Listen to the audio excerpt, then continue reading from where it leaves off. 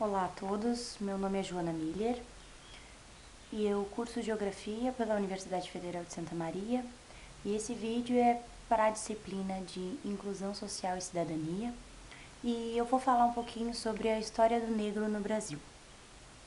O regime de escravidão no Brasil foi o mais amplo da Américas. Ele tinha como característica a brutalidade física, mental e espiritual. Os africanos entraram em cena na história do Brasil a partir do Pacto Colonial, da monocultura do açúcar, que necessitava do tráfico negreiro e do trabalho escravo. A contribuição do escravo, preto ou índio, para a formação brasileira é, além daquela energia motriz, quase nula, porque o escravo era um ser passivo, sem voz ativa, não possuía direitos, ele era a mão de obra, o meio de produção e objeto de exploração. Gilberto Freire levantava a questão da valorização da mestiçagem. Mais do que isso, para ele, essa seria a redenção do Brasil como nação, seu aporte principal para o mundo, como exemplo de paz e harmonia entre as raças.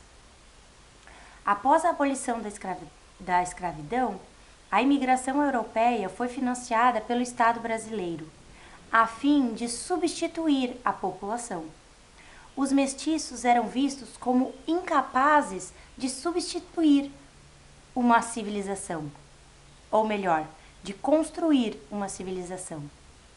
José Honório Rodrigues, em seu livro Brasil e África, apresenta o Decreto de Lei número 7.967, de 18 de setembro de 1945, que dispõe em seu artigo 2º: atender-se-á na admissão dos imigrantes a necessidade de preservar e desenvolver na composição étnica da população as características mais convenientes da sua ascendência europeia.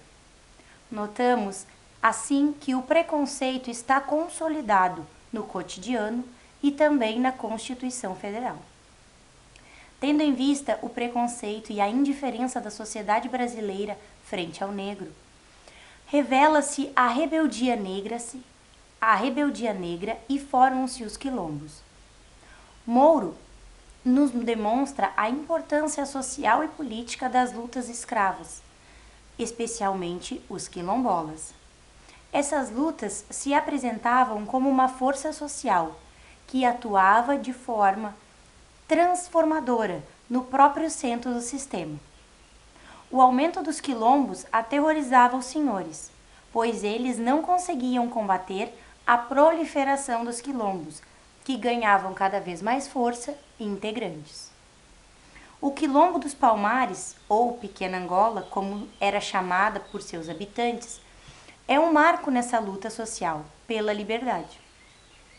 Zumbi foi um personagem que, com sua liderança, sua excelência e grandiosidade de seus feitos, fez história e marcou a luta contra a escravidão, tornando-se um símbolo da maior dignidade do negro e herói nacional brasileiro.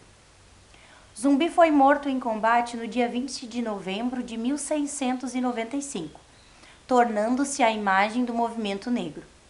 O dia da sua morte é reconhecido como Dia Nacional da Consciência Negra.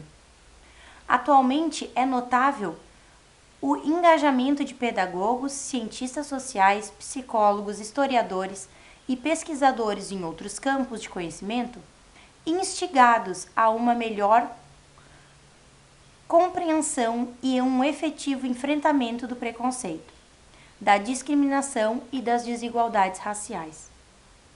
Com o intuito de combater a desigualdade, cria-se a Frente Negra Brasileira, instituição que é vista como um grande marco em todo o país.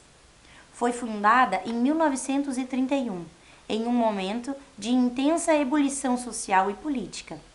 A Frente Negra Brasileira era, sem dúvida alguma, uma das mais perfeitas organizações sociais aparecidas nesses últimos tempos.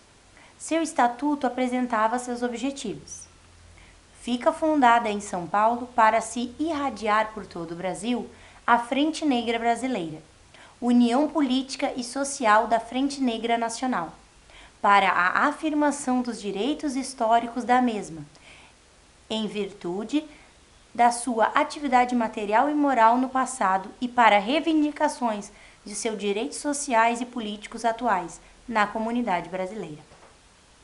A luta contra o racismo, o preconceito, a discriminação e as desigualdades sociais se torna uma prática na sociedade brasileira. Em 2003, se estabelece em lei número 10.639 de 2003, a obrigatoriedade da história e cultura afro-brasileira e africana no ensino básico. E por que agora aprofundar as discussões sobre o racismo e sobre as desigualdades? Encarar a verdade ajuda no combate à inércia intelectual e institucional, fortalecendo a praxis transformadora que a sociedade deve vivenciar. Obrigada.